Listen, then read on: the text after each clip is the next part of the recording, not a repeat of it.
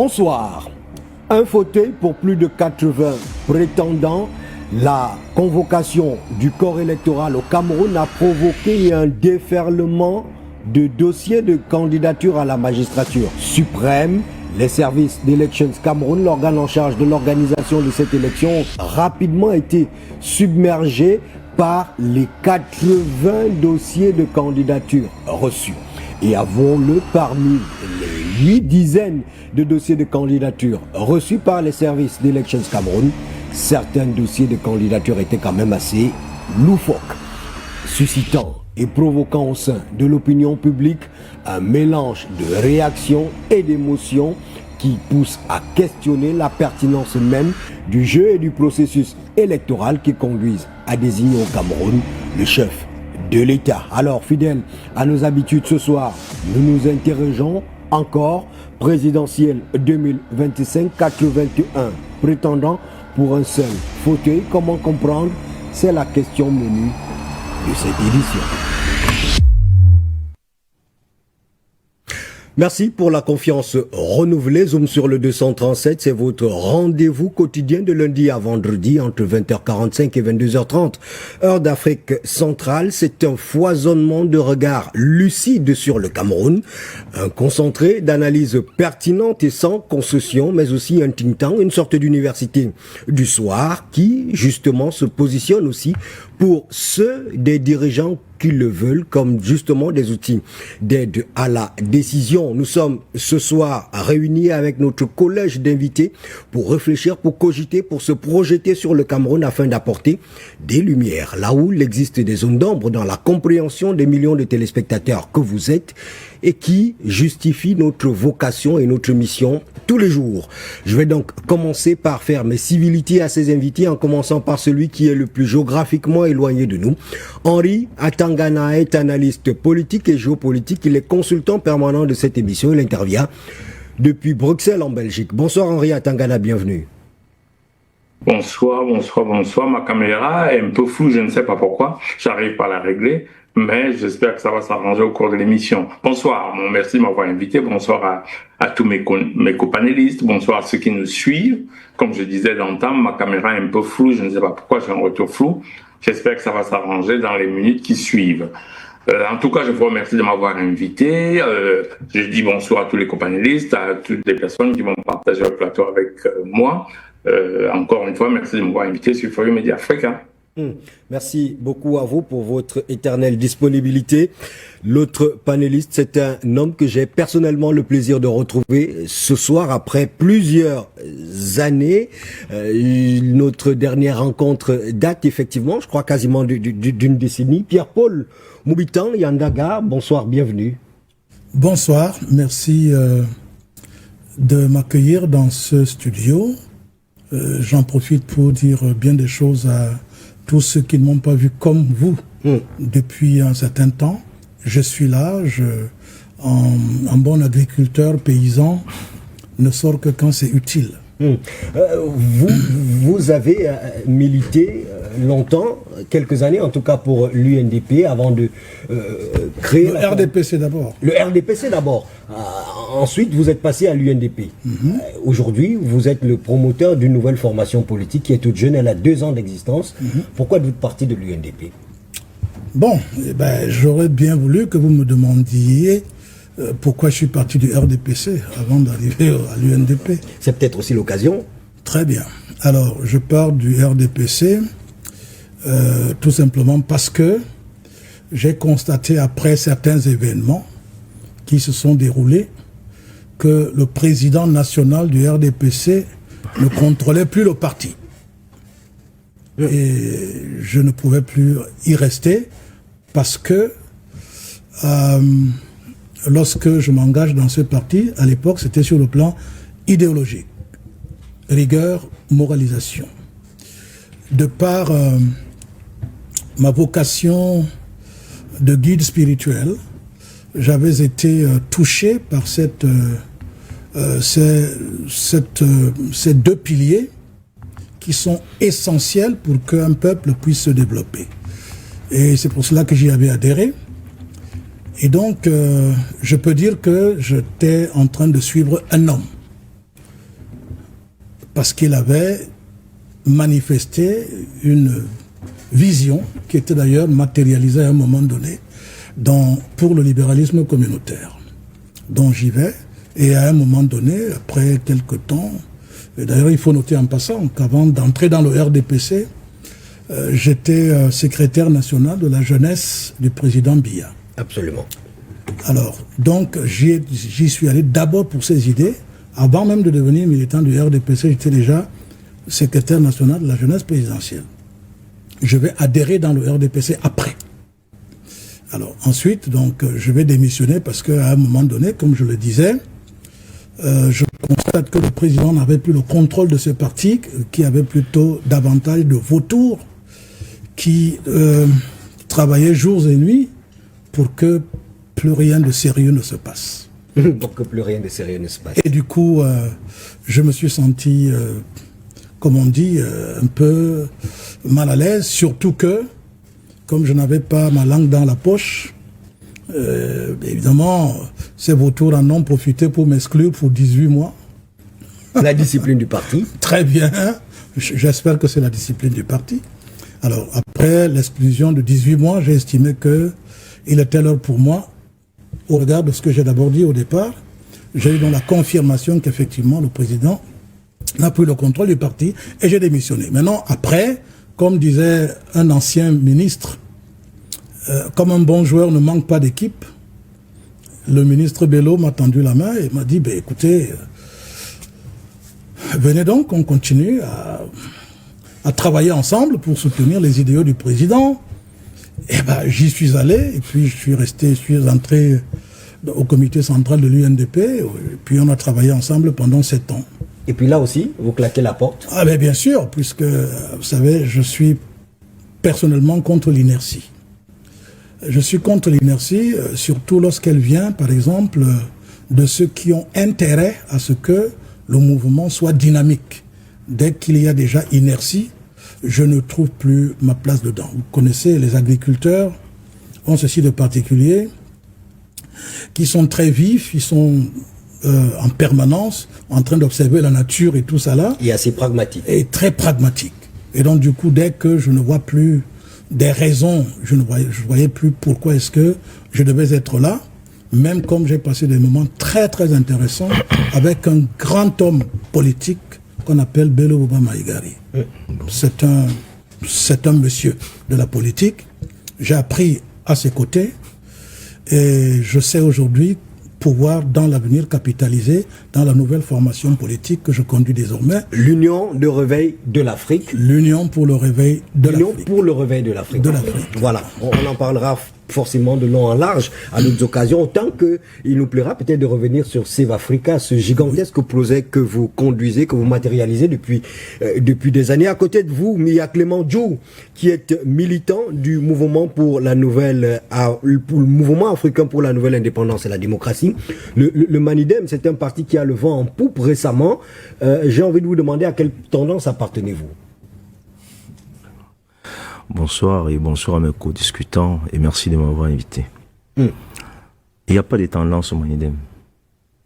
Je pense que on ne le dira jamais assez. Il y a quelqu'un qui s'est dit Mbombok. Je pense que dans la culture bassa, quand on est un Mbombok, il y a des choses qu'on ne pose pas comme acte.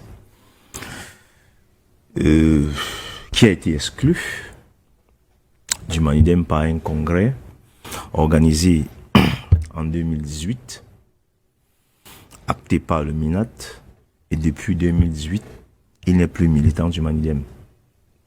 D'accord. Alors qu'il n'y a pas de tendance au Manidem.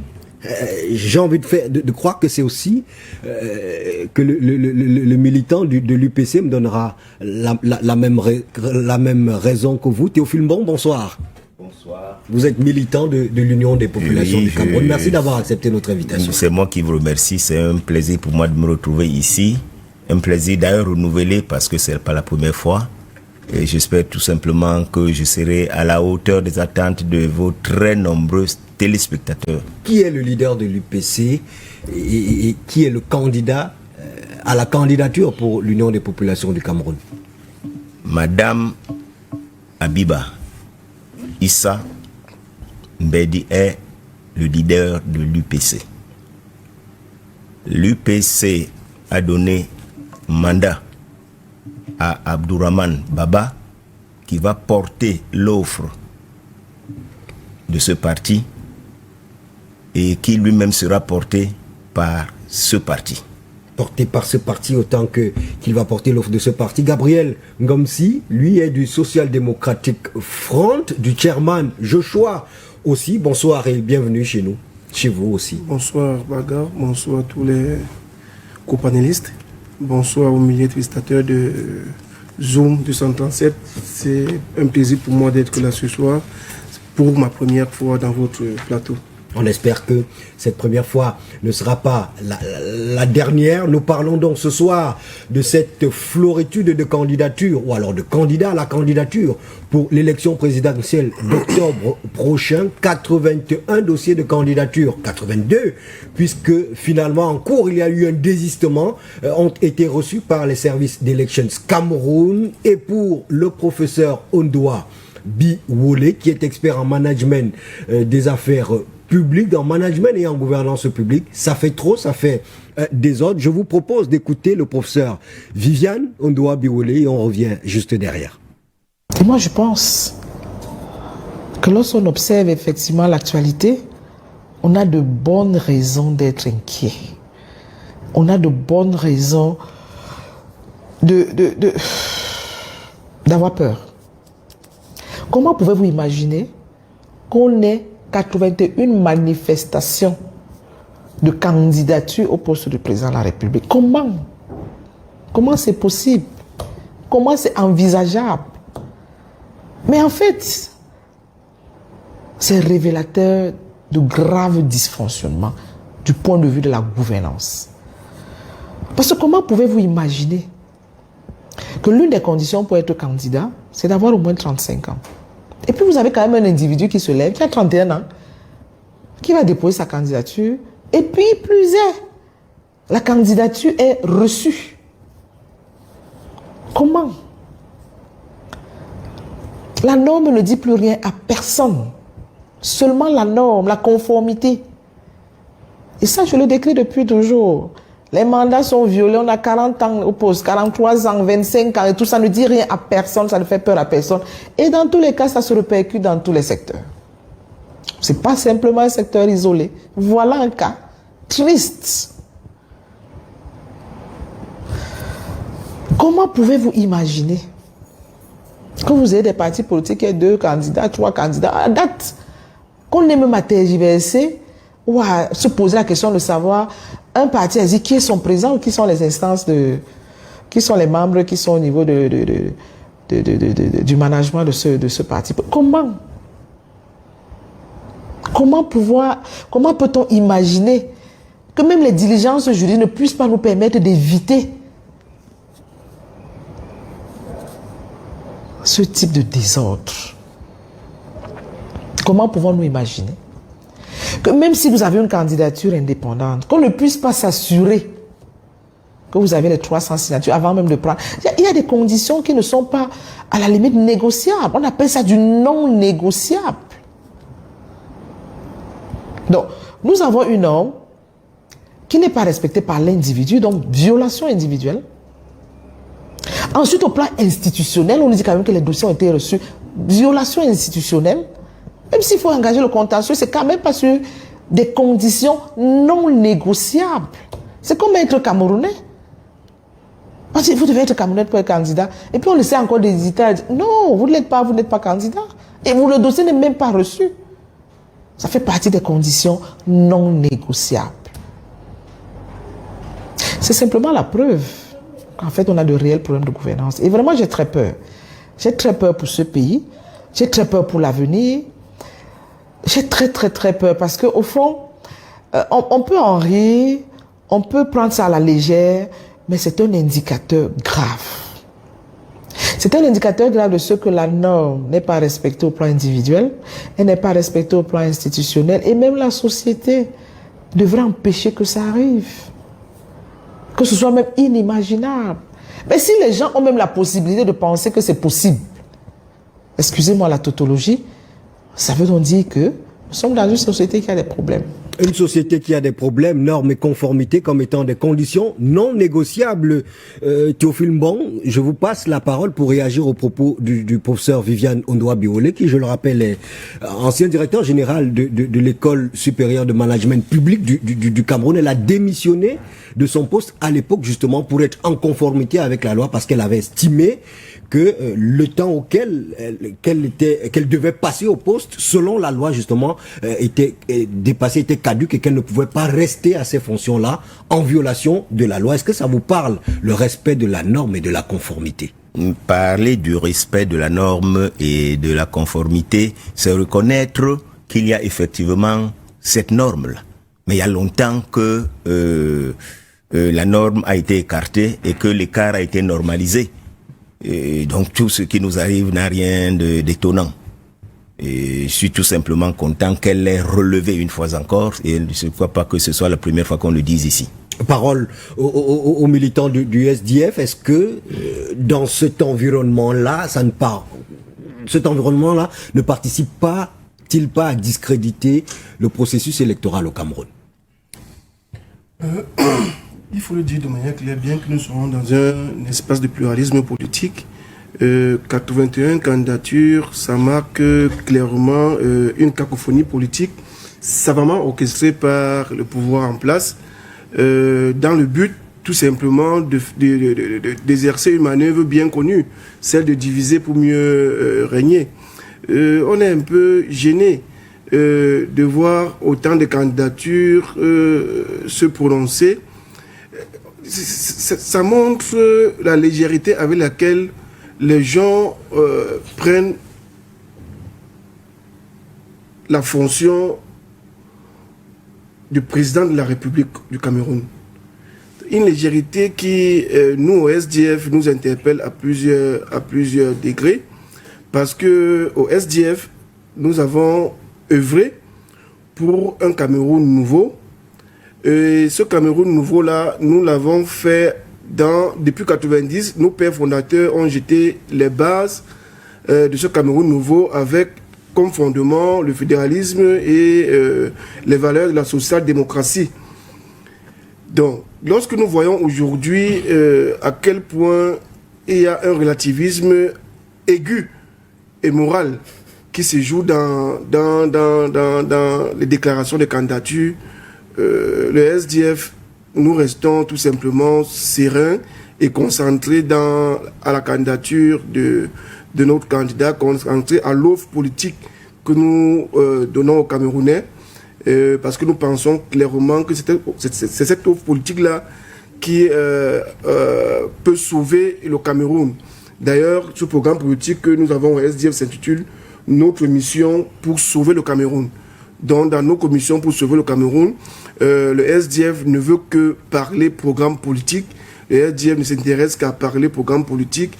Le reste, c'est diversion et diversion des pouvoirs publics. La diversion des pouvoirs publics. Clément Jo, est-ce que vous êtes d'avis? Il y a justement alors que le Manidem avait sorti la carte que personne n'espérait avec cette candidature du professeur Maurice Kamto, il y a justement Mbombo Yebga qui arrive le dernier jour et qui dépose un dossier de candidature sous la bannière du Manidem quand même. Vous mettez ça aussi sous le compte des manœuvres du pouvoir en place? Vous savez, au Cameroun, on a désacralisé la fonction du président de la République. Et on y a utilisé beaucoup de cabinets noirs pour pouvoir assombrir la scène politique camerounaise. Parce que vous ne pouvez pas vous rendre compte que dans un pays, quand la Cour suprême dit la loi, c'est des dogmes. Et que la Cour suprême a donné raison à un X et que le ministre de l'administration territoriale soit en train de tout faire pour imposer un Y. En ce moment donné, c'est une cacophonie qui ne dit pas son nom. Nous pouvons nous rendre compte, moi j'ai vu beaucoup de gens qui ont déposé leur candidature. Il y a beaucoup de plaisantins là-dedans. Il y a des gens que moi je connais que je ne suis même pas sûr qui peuvent avoir 1 million.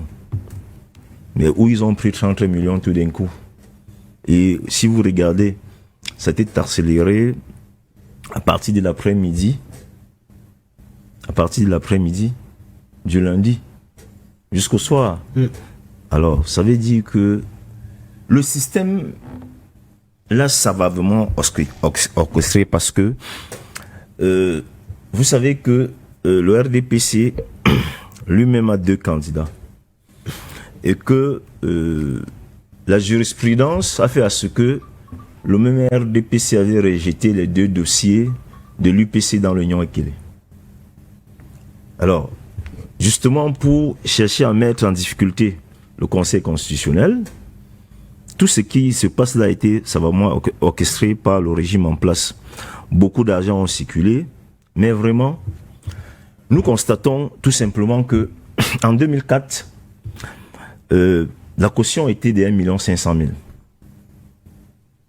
En 2011, c'est monté à 5 millions parce qu'on estimait qu'on doit réduire la quantité de personnes qui pouvaient se présenter au poste de président de la République.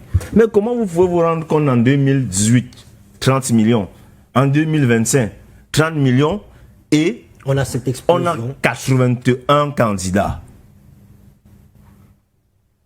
C'est pas possible alors que dans le plan juridique, en principe, il y a maximum 19 partis politiques qui ont des possibilités de pouvoir déposer leur candidature. C'est 19 ou 18? Bon, je crois que c'est 19.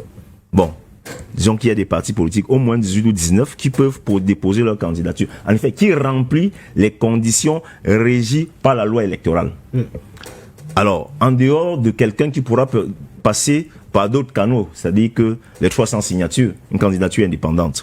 Mais vous vous rendez donc compte que quand vous voyez qu'il y a un enfant, un jeune homme de 26 ans, un jeune homme de 31 ans, alors que la loi dit, pour être candidat à la candidature à la présidence de la République, il faut avoir 35 ans révolus. Vous ne comprenez pas que c'est de la plaisanterie.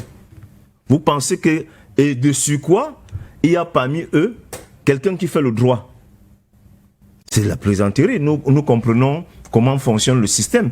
Vous savez, le système RDPC aujourd'hui, c'est un peu comme la poudre rongée par les termites. C'est en train de se filtrer petit à petit. Et c'est justement pourquoi vous pouvez voir que les choses se passent de cette façon-là. Mais nous sommes sereins. Nous sommes sereins. Nous savons qu'il va y avoir beaucoup de tamis, il va y avoir beaucoup de tri.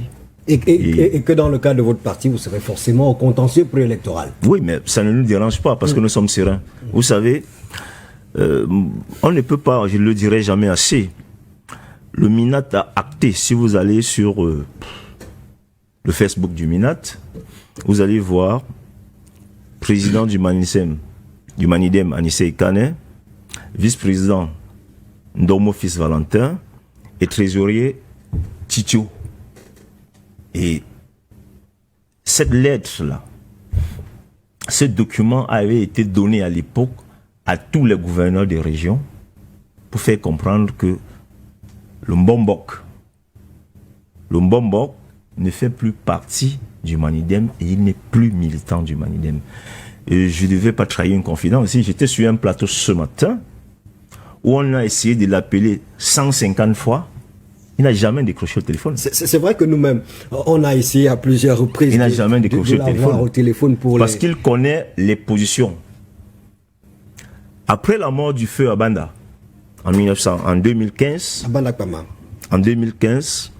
le parti, le CNC, a décidé, Comité national de coordination, a décidé d'investir Yebga comme président du Manidem. Nous sommes un parti révolutionnaire. Nous avons constaté au fil du temps qu'il n'en avait pas les capacités de pouvoir gérer le parti. Et nous l'avons débouté lors d'un congrès. Il a été battu au tribunal en référé. Nous ne pouvons pas comprendre que par extraordinaire que Mbombok sort de son goulag à Matom pour venir nous dire qu'il est candidat. Bon, nous comprenons, nous pouvons comprendre que c'est comme ça que ça fonctionne au Cameroun. Vous allez voir que j'ai vu la même chose, je crois avoir vu la même chose au Parti Univers, la même chose à l'UPC. Vous comprenez? C'est vraiment un désordre absolu. Nous sommes en train de désacraliser la fonction présidentielle au point où je ne sais pas ce que nous montrons à l'international. par rapport au poste de président de la République. Mais je peux comprendre, qu'en tout état de cause, nous sommes dans un pays où quelqu'un a été élu en 2018 et en principe, il a donné sa fonction à son secrétaire général. C'est-à-dire que vous avez un mandat que les Camerounais vous ont donné et vous le passez à votre secrétaire général. Aujourd'hui, nous pouvons comprendre. Nous pouvons comprendre pourquoi le ministre de la Justice, garde des Sceaux, a refusé carrément les hautes instructions. Nous pouvons comprendre pourquoi certains ministres de la République ont refusé d'assister aux réunions où lui est convoqué. Parce qu'en principe, vous n'êtes pas, si vous êtes SGPR, ça ne vous donne pas le droit de prendre des décisions. Même si le SGPR dont on parle bénéficie quand même d'une délégation de signature qui est tout à fait constitutionnelle. Ça, c'est pour être tout à fait exact sur cette affaire. Alors, M. Moubitan Yandaga, il y a, comme M. Djou le relevait, la question de l'image du Cameroun. Comment on regarde ça ailleurs? Il y a que, en relevant le cautionnement sur le plan financier, on avait espéré justement décourager ces candidatures fantaisistes. Mais tenez-vous tranquille, alors qu'en 2018, on a eu 52 candidats à la candidature et pour 22 candidats qui ont finalement été reçus. En 2025, nous sommes à 81 candidats à la candidature, avec en prime quand même un chèque sans provision.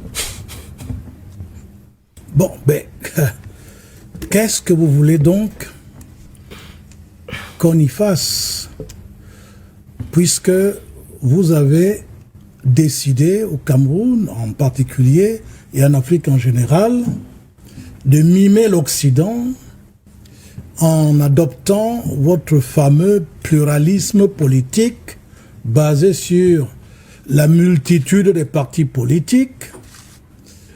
Et puis, vous n'allez pas demander à quelqu'un qui a un parti politique légalisé de ne pouvoir pas prétendre, d'ailleurs même pourquoi il a légalisé un parti.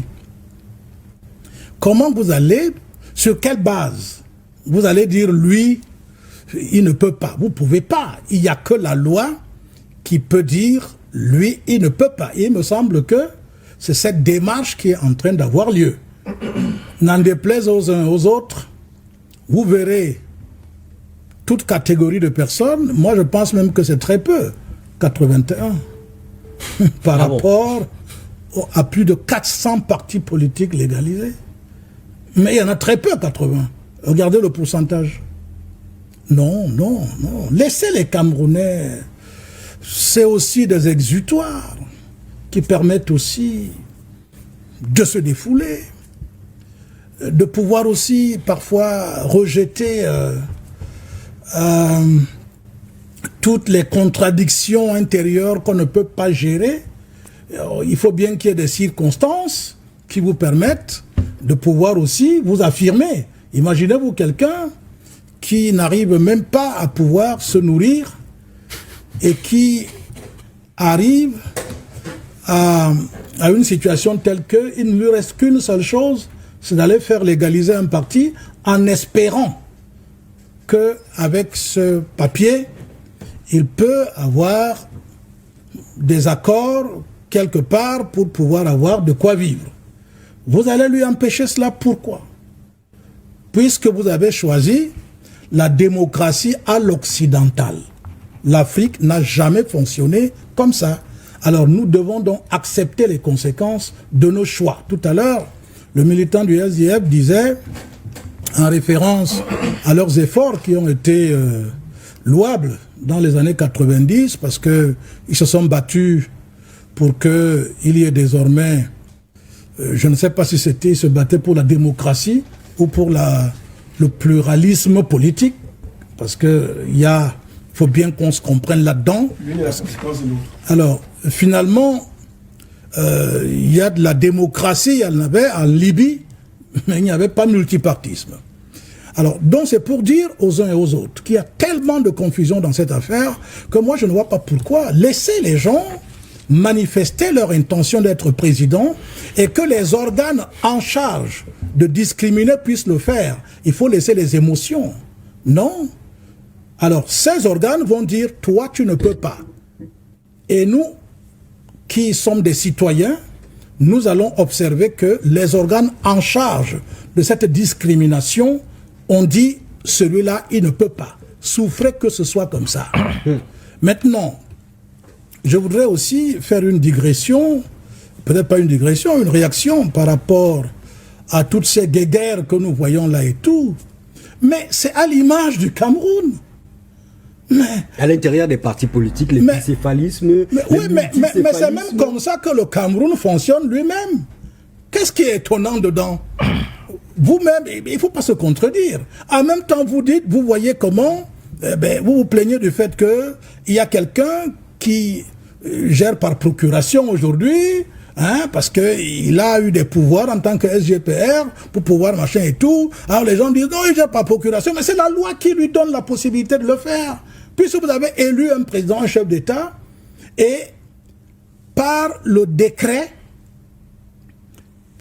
et c'est prévu dans la réglementation au Cameroun, la Constitution notamment, qu'il peut déléguer des pouvoirs, et c'est ce qu'il a fait, un point, un trait. Ce n'est pas là le problème, ce n'est pas là où se trouve le problème. Le problème, il se trouve. Moi, j'ai l'impression que les partis politiques, les mouvements politiques mettent de l'emphase là où il ne fallait pas mettre de l'emphase. Là où il faut mettre de l'emphase, c'est de faire en sorte que le Camerounais qui a faim puisse manger. Et les partis politiques ne concentrent leurs efforts que sur le contrôle du pouvoir. Or, moi j'aurais aimé voir ces 400 présidents de partis politiques réussir déjà à être au moins des maires des communes, dans chacun dans son coin, dans sa localité. C'est cela qu'il faut encourager, parce que tout le monde, malheureusement, ne peut pas être chef d'État, ne peut pas être président. Pourquoi malheureusement? Ça peut être heureusement aussi. Bon, ça peut être heureusement. C'est pour cela que j'ai dit, nous avons choisi le pluralisme politique. Vous avez dit, nous avons choisi de mimer l'Occident. De mimer l'Occident, parce que ce n'est pas de notre culture, ça. Alors, pourquoi nous sommes surpris de voir que dans notre culture, nous, on ne connaît pas, on n'élit pas les chefs. Et en même temps, quand il faut gérer la nation camerounaise, vous dites désormais on va élire le chef. Il y a ces problèmes qu'il faut déjà régler. Sur le plan politique... C'est de l'ordre du civilisationnel ce que vous évoquez. Je vous dis, et c'est très important, c'est pour cela que comment vous allez donc donner, par exemple, quelqu'un qui n'a joué que son balafon, le balafon ou le tam-tam, de père en fils, de génération en génération, les enfants n'ont joué que le tam-tam et les balafons. Un jour, vous leur apportez brusquement le piano ou alors le violon. Mais qu'est-ce que vous voulez? Il leur faudra un temps long d'adaptation et tout, et vous n'allez pas vous plaindre parce que brusquement, ils sont partis des tam-tams et des machins. C'est leur culture. Mais vous leur apportez le violon qui n'est pas leur culture, qui n'est pas un élément de leur culture. Alors vous allez accepter ça. Nous avons tous accepté au Cameroun qu'il y ait donc démocratie et pluralisme politique. Nous devons supporter les conséquences de cela et aller droit dans la bataille, non seulement idéologique, mais aussi dans la bataille pour participer à l'amélioration des conditions de vie de Camerounais. Moi, toutes ces bataille, cette discrimination telle est venue, il y a 2 candidats, heureusement qu'il y en a déjà aussi au RDPC et tout, donc vraiment je crois qu'il y a, la balle est au centre maintenant, puisqu'il y a des candidats dans le RDPC 2, au Banidem 2, à l'UPC 3, dans la 4, alors ainsi de suite. Alors pourquoi vous voulez donc avec cela, vous voulez que le Cameroun puisse changer comment, puisque vous mettez autant d'énergie uniquement sur les questions des personnes? Dès qu'il a pris la parole tout à l'heure, tout de suite, le Mbombok. On va aller où vous avec ça. Ce n'est pas possible, chers amis. Essayez de vous retenir. Vous ne pouvez pas venir chaque fois sur les plateaux pour parler des individus, parler des programmes politiques, parler de ce qu'il faut pour que le Cameroun soit meilleur. Moi, c'est pour ça que je suis là. Si vous me demandez qu'est-ce qu'il faut que le Cameroun fasse pour que ça aille mieux, je vais vous dire ce que je pense. Je vous pose la question tout de suite après que Henri Atangana ait épuisé lui aussi son argumentaire sur cette question précise. Henri, vous pouvez évidemment réagir à tout ce qui a été dit précédemment. Oui, bonsoir à tout le monde. J'espère qu'on voit mieux parce que quand je me suis présenté, ma caméra ne fonctionnait pas correctement. Oui. Donc, bonsoir à tout le monde. J'ai écouté, comme d'habitude, déjà avec attention tous les intervenants. C'est assez surprenant. Première fois que je suis venu sur Zoom sur le Cameroun, j'avais dit des choses. Je me souviens vous avoir dit que les gens ne savent pas ce que ça veut dire la démocratie. La majorité des gens ne savent pas ce que veut dire la démocratie. Je dis bien la majorité. Et je l'avais rappelé. Si vous ne savez même pas le mot que vous utilisez, je dis, faites l'expérience. Demandez aux hommes politiques camerounais c'est quoi la démocratie, ils ne savent pas. Je dis, ils ne savent pas. Ils vont vous donner des définitions de vertu, du bien, du mal, de ce qui est du bon sens. Ce n'est pas ça la démocratie. La démocratie est née à partir des révolutions en Europe. Son implémentation, je ne parle pas de sa littérature, on trouvait dans la littérature depuis Platon. On implémente la démocratie à partir de la Révolution américaine, spécialement la Révolution française qui était la plus tonitruante, même si la Révolution américaine a eu avant, et le courant des révolutions qui va traverser l'Europe. La démocratie est le rejet des monarchies absolues qui existaient en Europe. La démocratie n'est pas la vertu. C'est quand les Occidentaux se sont dit, nous ne voulons plus du roi souverain. Nous voulons que le peuple soit souverain. Et on a dit, comment on organise la souveraineté du peuple? Parce qu'il faut comprendre, si vous ne comprenez pas ce passage, vous n'allez pas comprendre ce que vous racontez même. Le roi était souverain, sacré par le pape, représentant de Dieu sur terre. Ça, ce sont les monarchies. Je ne vais pas passer toute cette histoire. Avant les monarchies, il y avait la féodalité et tout ça. Donc nous-mêmes, il y a M. Moubitan qui disait des choses très intéressantes. Nous avons emprunté des choses qu'on ne connaît pas. Donc, revenons à la naissance de la démocratie. Quand, devant l'échec des monarchies, en France, on va décider de décapiter le roi en signe de tuerie de la monarchie. La monarchie, ça veut dire le roi souverain. Et le roi était consacré et sacré par le pape. Et la loi, à ce moment-là, l'ordre juridique était l'ordre religieux. Et c'est le roi qui rendait justice et il pouvait déléguer cette justice-là. Quand les gens ne veulent plus de ça, c'est pour ça que d'ailleurs, même, je vous ai dit ici que les évêques parlent de démocratie, alors que la démocratie va de pair avec la laïcité. Parce que la démocratie désigne un nouveau souverain qui est le peuple. Et en négation du souverain qui était Dieu. Donc il n'y a pas de place d'un évêque dans la démocratie. C'est pour ça que le problème de la laïcité, de la séparation de l'État et de la religion s'est posé en France. Même si les gens ont gardé leur tradition, aux États-Unis, on prête serment sur la Bible. Mais la loi est faite là par les hommes. Et puis alors on a commencé à créer les institutions qui permettent aux hommes de piloter cette démocratie. Ça commence comme ça.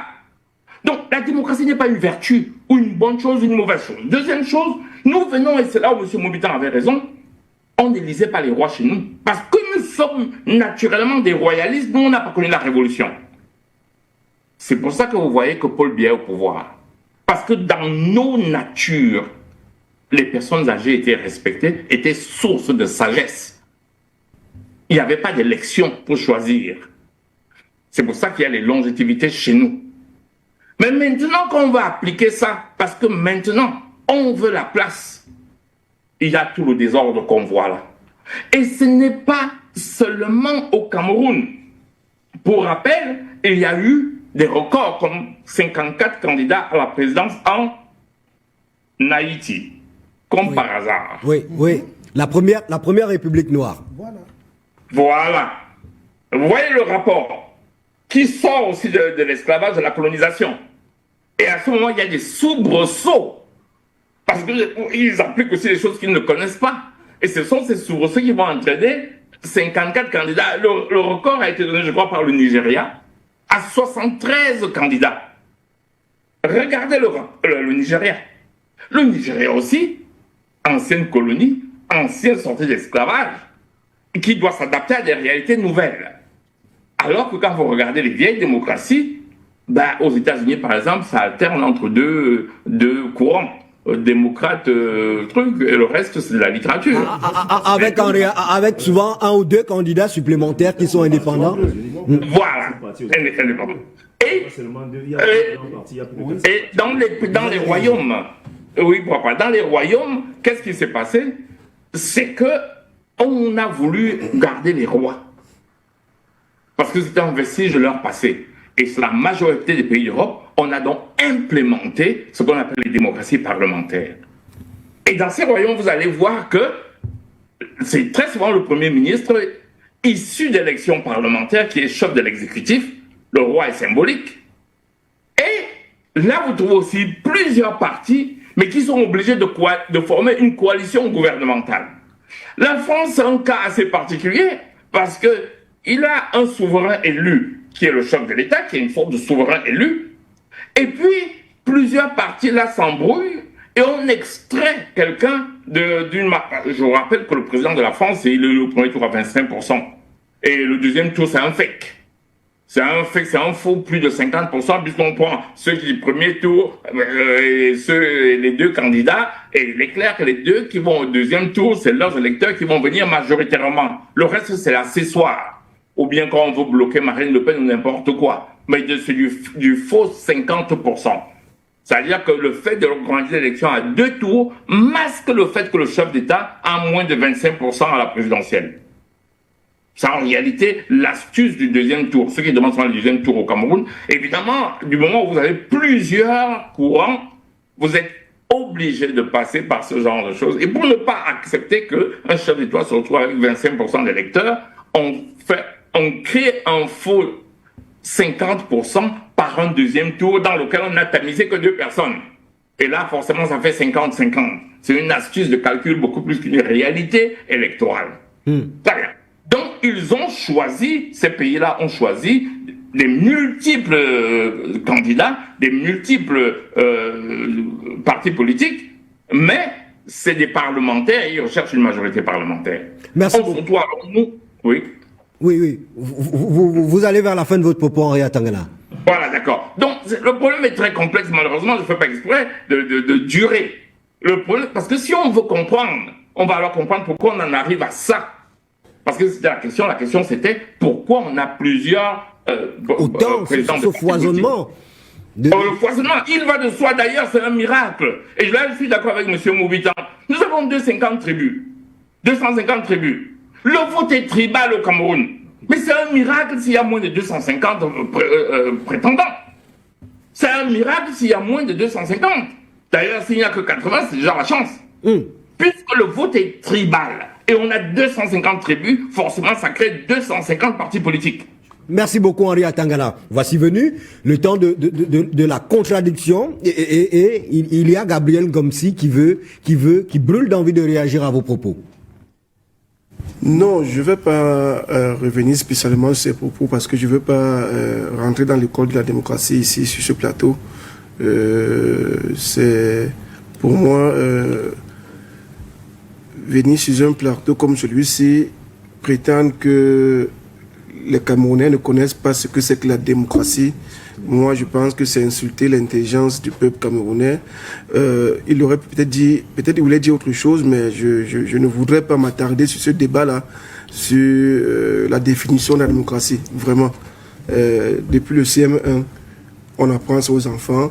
en éducation civique. On apprend ça aux enfants au lycée, on apprend ça et puis on grandit dans une culture, dans un pays où je suis militant du SDF de surcroît, un parti politique qui a construit tous ses efforts dans ce jargon-là. Nous travaillons jour et nuit pour le développement de la démocratie et les libertés individuelles. Donc je refuse que quelqu'un reste en Europe et qui nous dise que la démocratie n'est pas encore conçue au Cameroun. Ce discours, moi, je ne l'accepte pas. Vous ne l'acceptez simplement pas. Il y a également M. Djou, Clément Djou, qui a envie de réagir. Vous avez la parole. Non, on ne peut pas venir insulter l'intelligence des Camerounais en disant ça. La politique, c'est une affaire de rapport de force. Nous avons les pères fondateurs dans ce pays, les les Moumi, les Wandji, où on leur a imposé, ils ont été assassinés parce qu'ils voulaient mettre un programme qui sied aux Camerounais. Que quelqu'un veuille nous dire sur un plateau que les Africains et les Camerounais en particulier ne savent pas ce qu'on appelle démocratie. Il sait pourquoi Douala Mangabel a été assassiné, a été pendu. C'était justement parce qu'il revendiquait une cause. Il ne peut pas venir dire ça sur un plateau et que nous acceptons ça. En 1990... Douala Mangabel et tous ceux que vous citez... Exactement. Ont perdu leur vie pour la démocratie, c'est ça? C'est ce que vous dites? Pour que nous gardons la culture africaine. Quand les pères fondateurs de l'UPC, le système qu'ils avaient mis sur pied, c'était quoi? Le Cameroun devait être divisé en 4 régions homogènes. 4 régions homogènes. Alors, que quelqu'un vienne nous dire sur un plateau que non, nous ne connaissons pas la définition de la démocratie, que je lui dise, la première personne à demander l'indépendance au Cameroun, ça c'était même pas, il n'y avait même pas de parti politique. Nous sommes en 1920, c'était le pasteur Adolphe Lotina Samé, qui travaillait déjà avec les Black Panthers aux États-Unis. Qui vient nous dire ça? Non, c'est moquer de l'intelligence des gens qui ont fait 35 ans, 40 ans, 50 ans de lutte. Qu'en 1990, en février 1990, qui est 16 personnes, Henriette Ekwe, Anissé Ekane et Maître Yondo Black, qui sont emprisonnés parce qu'ils ont écrit un statut pour pouvoir créer un parti politique, que quelqu'un vient nous dire que nous ne savons pas ce qu'on appelle démocratie, et c'est pas possible. Nous ne pouvons pas accepter ce style de langage. Je dis encore que la démocratie, c'est une affaire de rapport de force. Il y a beaucoup de choses. Déjà que le Cameroun n'est pas une colonie française, mais nous parlons quelle langue? Nous sommes sous tutelle de la France. Nous parlons quelle langue? C'est ça le rapport de force. Maintenant, les gens comme Kwame Nkrumah, qui ont compris ça à l'époque, est-ce qu'on les a laissés gouverner? Ils ont été assassinés. Kwame Nkrumah a été renversé en 1966. Il est parti mourir chez Sékou Touré en 1972. Que quelqu'un vienne nous dire ça, il vit en Belgique, qu'il vienne sur le terrain ici au Cameroun, qu'il voie dans lesquelles conditions nous vivons. C'est pas possible, on ne peut pas tenir ce style de langage. Comme si ceux qui sont sur le terrain n'ont jamais rien fait pour réapproprier, s'il vous plaît. S'il semble dire. Quand il prend les exemples de monarchies européennes, est-ce que nous sommes restés ici, les Blancs sont venus nous trouver, hein, et ils nous ont imposé. D'accord. Vous parlez beaucoup, vous évoquez beaucoup les pères fondateurs, et ça c'est juste pour le Manidem, qui est un parti qui se revendique UPCiste à la base. Alors, est-ce que vous avez le sentiment effectivement que c'est la culture africaine, le modèle pluraliste de ce qu'on a souvent appelé la démocratie de la bolle? Vous avez parlé de culture africaine. Est-ce que ça correspond véritablement à l'idéal des pères fondateurs au Cameroun? Est-ce que c'est faux de dire que les nations africaines, et le Cameroun en particulier, tentent de mimer un modèle occidental? C'est un modèle qui nous a... La bolle, c'est qui impose ça? C'est François Mitterrand, quand le mur de Berlin s'effondre. Il dit à tous les présidents de l'Afrique, particulier de l'Afrique francophone, si vous n'acceptez pas la démocratie sur vous, vous allez partir. Les gens comme Mobutu, à l'époque, ils étaient obligés. Vous avez vu ce qui s'est passé à Kinshasa avec la conférence nationale présidée par Monseigneur Mutsengo. Au Cameroun, bien dit que la conférence nationale était sans objet. C'est ça. Les personnes. Et nous avons dans nos pays les présidents qui ont hérité du néocolonialisme, qui sont devenus, c'était les fils de Judas, ce sont tous des idéalistes. Comment vous pensez que si les colons ont laissé sur le terrain leurs sous-préfets et qu'ils doivent changer le système. C'est justement pourquoi les pères fondateurs se sont battus et continuent à se battre jusqu'à aujourd'hui. Je prends un seul exemple pour qu'ils puissent comprendre. Quand on parle de volonté politique, il faut déjà prendre le pouvoir. C'est pourquoi on se bat pour prendre le pouvoir. Quand Kagame prend le pouvoir au Rwanda, la première langue parlée au Rwanda s'appelle le français. Deuxième langue, l'anglais. En 7 ans, Kagame a mis sur pied la première langue qui est parlée au Rwanda aujourd'hui, c'est le Swahili. C'est ça la volonté politique. Vous ne pouvez pas estimer que les personnes qui dirigent le Cameroun ne sont pas ceux qui se sont battus pour avoir ce pays-là. Déjà parlé au Rwanda. Ce n'était pas la première langue. C'était pas la première langue. Et il a gardé l'anglais comme langue officielle. Voilà. Ceci dit, il est passé, le Rwanda est passé du français vers l'anglais comme langue officielle, alors qu'effectivement, on aurait aussi pu choisir le Swahili comme langue officielle. N'est-ce pas, M. Djou? Oui, je suis en train de dire que les pères fondateurs de ce pays, c'est pas eux. On a donné le pays à ceux qui ne se sont pas battus pour l'avoir. Et c'est normal. Quand, en 1956, par exemple, quand l'UPC soutient la candidature de Bida, et que Bida devient Premier ministre le 10 mai 1957, après ça, quand il essaye de grignoter un certain programme de l'UPC pour pouvoir appliquer, qu'est-ce qui se passe? On pousse Bida à la démission pour que Aïdjo devienne Premier ministre du 18 février 1958. C'est comme ça que les colons ont toujours fonctionné. D'accord, c'est entendu. Votre propos est entendu. On va accueillir la seule dame de ce plateau, Albertine Matomba, militante et cadre du Peuple Uni pour la rénovation sociale, le PURS. Bonsoir et bienvenue. Bonsoir, M. Mbarga. Merci pour la parole donnée et l'invitation. Désolé de n'arriver que maintenant. C'est l'état des routes du Cameroun, malheureusement. Mais une question pour vous. Est-ce que le foisonnement de candidats à la candidature à l'élection présidentielle est le témoin de la vitalité démocratique du Cameroun? Et qu'est-ce que vous pensez de la démocratie au PURS? Vous nous avez rejoint au moment où effectivement on avait commencé à disséquer la question et il semble que deux courants se dégagent sur ce plateau entre ceux qui estiment que précisément on a du mal à reproduire la démocratie occidentale parce qu'on calque un modèle qui n'est pas typiquement africain. Quel est le regard que le PURS jette sur toute cette affaire-là?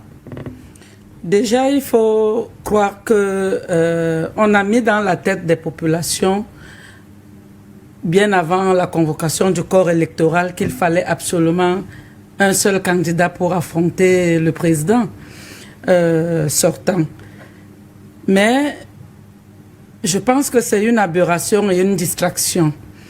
Parce que il me souvient que je suis revenu au Cameroun il y a à peu près 20 ans et je n'ai pas eu souvenance d'avoir connu le recensement.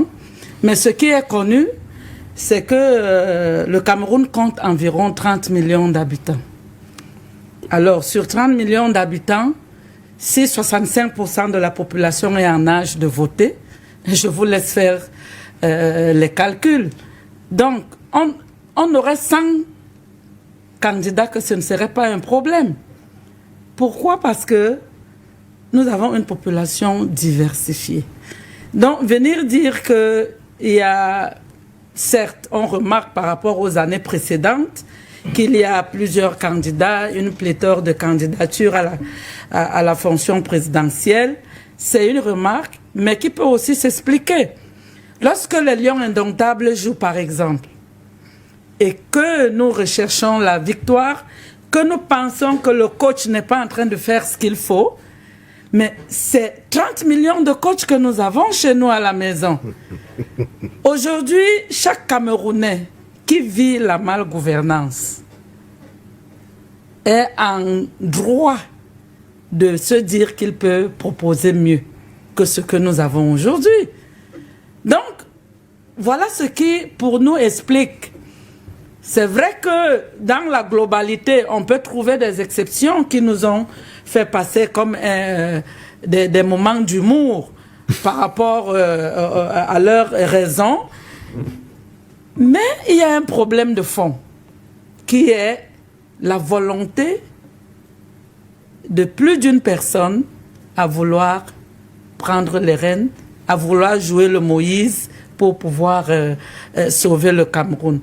Alors, la démocratie, jusque-là, nous pensons qu'elle est de façade au Cameroun. Si on conçoit que c'est redonner le pouvoir au peuple qui décide de ses dirigeants, nous pensons que jusque-là, la volonté populaire n'est pas respectée. Il est donc de bon ton que le peuple puisse se lever et faire valoir la démocratie en 2025.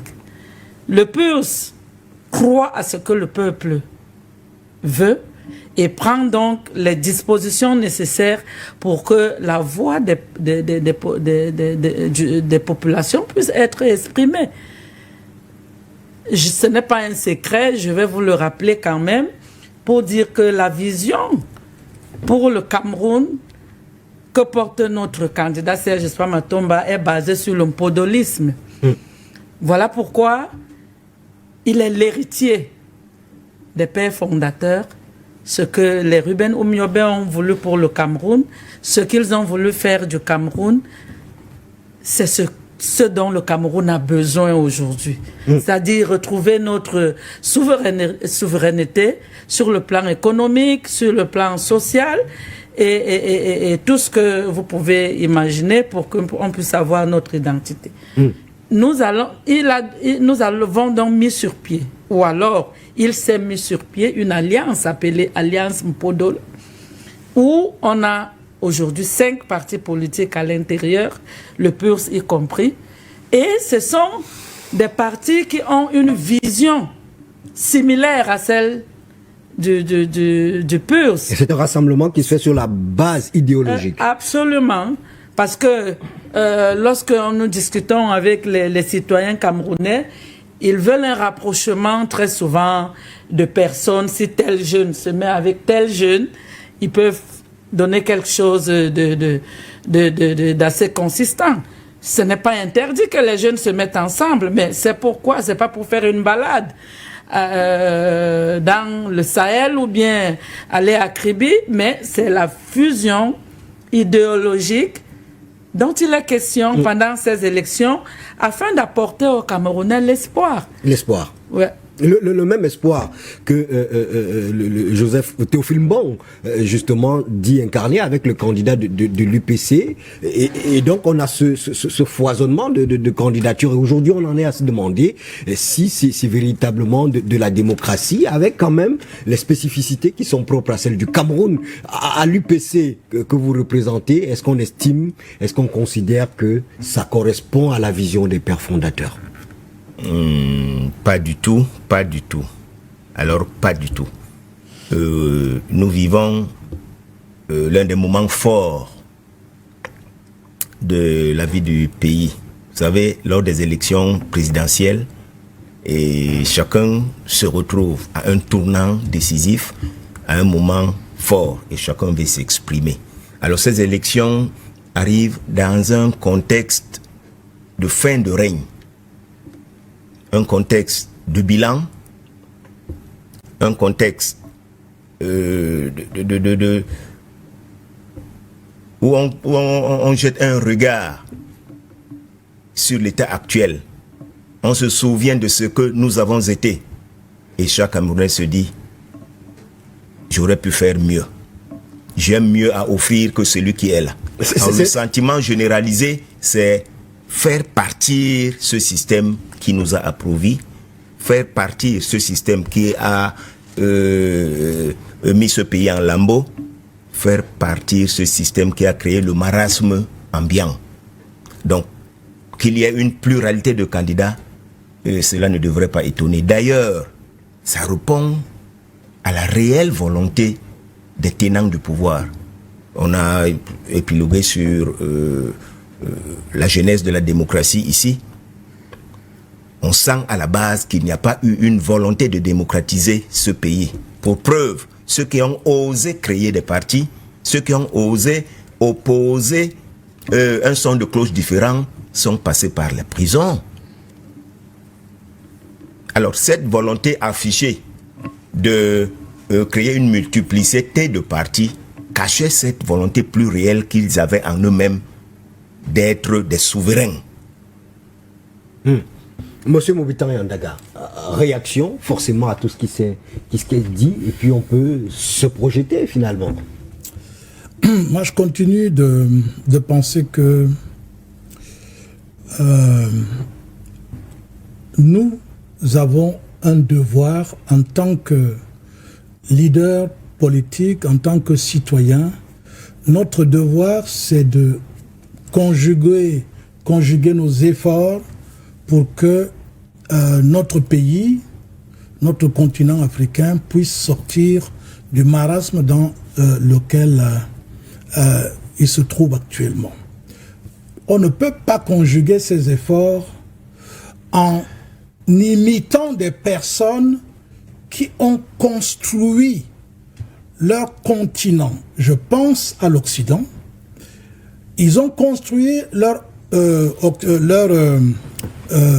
pays, leurs États. Ils se sont regroupés en Union européenne, les autres, les États-Unis. Nous, on en est encore en train de batailler et de discuter sur la démocratie. Est-ce que vous pensez réellement qu'il y a démocratie aux États-Unis? Il n'y en a pas. Est-ce qu'il y a démocratie en France? Il n'y en a pas. Même pas en Allemagne, il n'y a pas de démocratie. Comment ça s'appelle tout ça à quoi on assiste? Des élections pluralistes, des changements voilà ce qu'il y a. Des alternances. Très bien, voilà ce qu'il y a. Et en fait, c'est le multipartisme politique. Qui n'est pas de la démocratie. Non. Je vais vous prendre un exemple simple. Tout à l'heure, le consultant a fait allusion à un certain pourcentage du président français. Je suppose que c'est 25% qu'il avait eu. Et il a dit, pour masquer cela, on passe au deuxième tour. Et ça fait que bon, on se dit quand même que le président a été élu à 51%. Bon, voilà, c'est le président des Français. Regardez donc cet monsieur qui a été élu à 25%, avec une coloration de 50%. Regardez comment, par la suite, quand il devient donc souverain, comment il casse les nez des Français, il fait fouetter les Français, et personne ne dit mot. Hein. Il continue à régner là. C'est la démocratie ou c'est quoi? C'est le pluralisme politique ou c'est quoi? Est-ce que vous pouvez me rassurer qu'aujourd'hui, les Français font ce qu'ils veulent? Non. Est-ce que vous pouvez me rassurer aujourd'hui que les Américains, les citoyens américains font ce qu'ils veulent? Non. C'est des lobbies qui prennent le contrôle du pouvoir et font du pouvoir ce qu'ils veulent. Il n'y a pas de démocratie, je dis bien, même pas en Occident. Alors maintenant, il y a pluralisme politique. C'est-à-dire que on a voté des lois qui permettent d'avoir des centaines et des centaines de partis politiques. Ça peut être une opération catharsique. Ça soigne sur le plan psychique. Quand quelqu'un, par exemple, que j'ai vu parmi les candidats, ben, malheureusement, les journalistes, eux aussi, ils sont tellement... ils se sont mis à montrer, y compris même les trous de sa veste et tout cela. Et à la fin, ce dernier, il a pris des œufs bouillis qu'il avait dans sa veste pour offrir aux journalistes à la fin. Alors, vous rigolez, mais vous allez cesser de rire tout de suite. Est-ce que vous savez que ce monsieur-là, je viens de voir son image encore là, est-ce que vous savez qu'il a fait 22% à l'élection communale de son arrondissement? Je dis ce monsieur qui est la risée actuelle. 22% les élections communales. C'est-à-dire à la base. À la base. Mais, bien sûr, aujourd'hui, il est la risée. On dit, mais comment un monsieur comme ça peut venir présenter sa candidature et tout? Mais il va vous sortir que moi j'ai fait 22% dans une commune. Il y a combien de leaders politiques qui ont pu faire même 10%? Parmi ceux qu'on croit donc être ceux qui méritent d'être des candidats. Non, il faut. Moi, je pense que c'est un faux problème, tout cela. Ce dont nous avons besoin actuellement, c'est de concevoir un nouveau système politique. Nous en avons les aptitudes. Basé sur quoi celui-là? Vous convoquez beaucoup l'Afrique avant les influences occidentales que vous nous accusez de mimer et de mimer parfois bêtement. Le nouveau système politique que vous appelez, il sera basé sur quoi? Il est basé sur deux choses. La première, il n'y a pas de génération spontanée. L'Afrique précoloniale, l'Afrique pharaonique a montré un système de gouvernance qui a fonctionné pendant 4000 ans ininterrompu. C'était une démocratie? Non. On n'a pas besoin de démocratie, ni même de pluralisme politique pour développer un pays. Je voudrais revenir un peu en Afrique actuellement. J'espère que vous n'avez pas oublié que le Maroc est une monarchie. Dans mes quelques voyages que j'ai effectués, le Maroc est un des pays que j'ai regardé un peu. Ben, j'avoue que, même ne serait-ce que déjà à l'aéroport, quand vous comparez l'aéroport de Rabat ou de Casablanca aux autres aéroports des pays africains, vous vous dites, bon, ceux-là au moins, ils savent imiter ce que les Occidentaux ont fait. Ils savent imiter. Mais chez nous, c'est une catastrophe. Alors qu'au Maroc, il n'y a pas de pluralisme politique. C'est un monarque. Ça va de père en fils. Bien, je prends cet exemple tout simplement pour dire que dans l'Afrique précoloniale, eh bien, c'était le gouvernement de ceux qui méritaient, c'est-à-dire ceux qui devaient diriger, ceux qui devaient être en tête étaient des sages. C'est-à-dire des gens qui, par une transformation ontologique de leur être, se sont rendus à même d'être, si vous voulez, des médiums entre la divinité suprême et les hommes sur la terre. Ce n'était pas ce que nous voyons aujourd'hui, où des groupes occidentaux formés à travers la franc-maçonnerie, à travers la Rose-Croix, à travers les mouvements ésotérico-mystiques. Et personne n'y échappe aujourd'hui. On est venu déposer, ou si vous voulez, placer des gens qui vont perpétuer ce qui a été pensé dans les loges maçonniques et tout. Nous devons mettre fin à cela. Et on a suffisamment d'intelligence pour le faire. Le problème, c'est il faut aujourd'hui laisser ceux qui veulent se battre pour aller être président et consorts, qui se battent. C'est leur droit. Il faut empêcher personne. Mais il y a une refondation totale de tous les systèmes politiques, économiques, éducatifs, même la gouvernance en général. Il faut tout un autre système. Et il y a des penseurs africains et camerounais en particulier qui y pensent très sérieusement depuis de très longues années. Parce qu'en 91, vous qui êtes des UPCistes convaincus, en 91, je suis en train de marcher dans les rues de Paris, en 91, avec M. Samuel Makit, et monsieur, le docteur Makit et M. Moukoko. Nous sommes à Paris en 91. Pendant un de mes voyages, j'allais dans un autre pays en Occident, et ils me disent, mais pourquoi tu ne viens pas avec nous alors que tu as des idées, tu as... J'ai dit non. Vous étiez alors militant du RDP? Non, je faisais même pas politique en 91. J'étais très loin de là. Alors, je lui dis, tel que la politique se passe pour le moment, tel que vous voulez faire exactement comme vous êtes venu apprendre ici en Occident, ça ne marchera jamais. La preuve, par la suite, on sait qu'est devenu Samuel Makit, tous les problèmes qu'il a vécu ici. On sait qui sont devenus les Moukoko et tout ça là, les Doprizo et tout ça là. Parce que même s'ils venaient, ils reproduisaient le même système. Donc il faut absolument s'émanciper de changer de système. Tant qu'on ne le fera pas, nous serons dans la même situation actuellement. Et c'est pour cela que ce parti que moi je respecte beaucoup, qui est le vôtre, ça je dois le dire à haute voix, l'UPC. C'est à partir de ce mouvement que quelque chose aurait pu se passer en Afrique. Mais l'occidental avait repéré là où se trouvait le véritable danger. Qu'est-ce qu'il a fait? Eh bien, il a fait ce qu'il avait à faire. Et on a décapité l'UPC. On a décapité totalement l'UPC.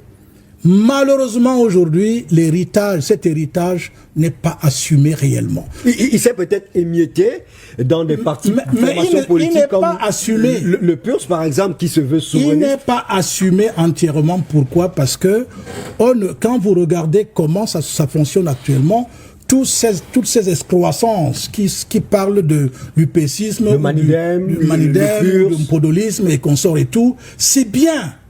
Ça fait honneur à tous nos héros qui se sont battus et tout.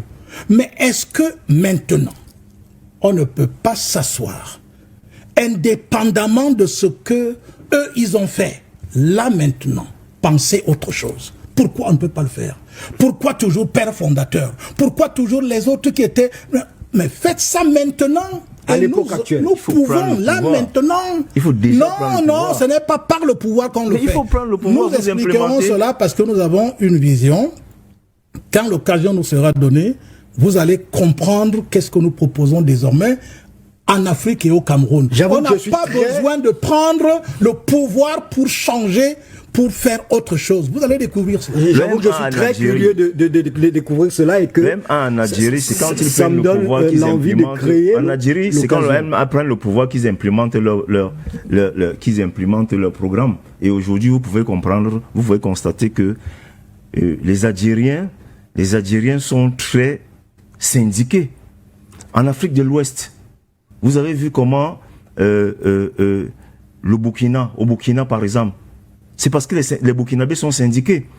Qu'est-ce qui a fait partie Blaise Compaoré? C'est le ballet citoyen, où les femmes étaient devant pour faire partie Compaoré. Le problème, c'est le système néocolonial qui a refusé délibérément. C'est-à-dire que tous ceux qui ont été formés et qu'on a constaté qu'ils étaient formés, qui étaient des patriotes, qu'est-ce qu'on a fait? On a monté les uns contre les autres. Et c'est comme ça que les colons ont toujours fait en Afrique. Comment on fait pour échapper à cela aujourd'hui? C'est peut-être la question et l'enjeu. Je reviens à vous, Monsieur Djou. Je passe la parole à Henri Atangana, que j'ai très envie d'entendre sur la question de la refondation, de la réorganisation, de l'émancipation de ce modèle qui nous est imposé, un modèle civilisationnel qui nous est imposé par l'Occident, ou alors que nous reprenons aveugle un peu, bêtement, si vous permettez l'adverbe. Au préambule à mon propos, je vais quand même permettre de dire aux uns et aux autres que quand on débat de façon correcte, il y a des phrases qu'on ne dit pas. On ne dit pas à son opposant: ce que vous dites est une injure pour moi, sauf si vous êtes spécifiquement injurié. Ça, c'est des manipulations qui permettent aux gens de ne pas s'exprimer. Réserver ça à des plateaux où il y a des gens avec des niveaux intellectuels bas. Restez sur les arguments. Parce que si on ne peut pas vous dire bonjour sans que vous vous sentez injurié, ben alors on ne vient pas. Voilà, très bien. Donc nous, on était en train de dire l'histoire. On était en train de dire les faits. Donc je vais quand même rappeler quelques contre-vérités. Vous voyez, je prends la peine de dire contre-vérités. J'aurais pu dire insanité intellectuelle. Mais comme je suis poli, moi je vais dire des contre-vérités. Et vous allez rester justement sur la tradition de politesse et d'élégance qu'on vous connaît. Voilà, très bien. Donc, j'ai entendu démocratie et libertés individuelles. Moubitan a pris de très beaux exemples quand il a dit que même en Europe, il n'y a pas de démocratie. Vous savez ce qui s'est passé quand on a fait le référendum pour que la France soit à l'Union européenne? Les Français ont refusé. Ils sont quand même à l'Union européenne. Absolument. Très bien. Donc ceux qui nous parlent de eux, ils connaissent la démocratie, ce qu'on leur a apporté, ils la connaissent beaucoup plus que le monde. Je continue. J'ai entendu quelqu'un dire démocratie et rapport de force. Et vous confondez le combat pour la prise de pouvoir à la démocratie. La démocratie, c'est la souveraineté populaire. Et après, quand on a déjà implémenté cette souveraineté populaire, implémenté quelle que soit la façon, les acteurs vont essayer d'avoir des rapports de force pour prendre le contrôle. Donc, vous mélangez des choses qui ne sont pas très claires dans votre tête. Et puis, j'ai entendu Douala Mangabel et démocratie, et là, j'ai sursauté. C'est un oxymore? Ah ben, mais attendez, nous sommes à l'époque allemande. On est loin des indépendances du Cameroun. Eh, monsieur, allez lire l'histoire. Allez, mais attendez, on est indépendant en 1960, vous parlez de démocratie et Douala Mangabel? C'est la confusion entre les luttes pour la cessation de la colonisation à la démocratie. Je dis bien, il y a la lutte contre la colonisation allemande. Et il y a la lutte contre la colonisation française. Et il y a les indépendances. Qu'appelle-t-on démocratie? C'est ce qu'on implémente quand nous sommes déjà indépendants. Bon, très bien. J'espère que là, c'est un peu compris. Et puis, je vais continuer.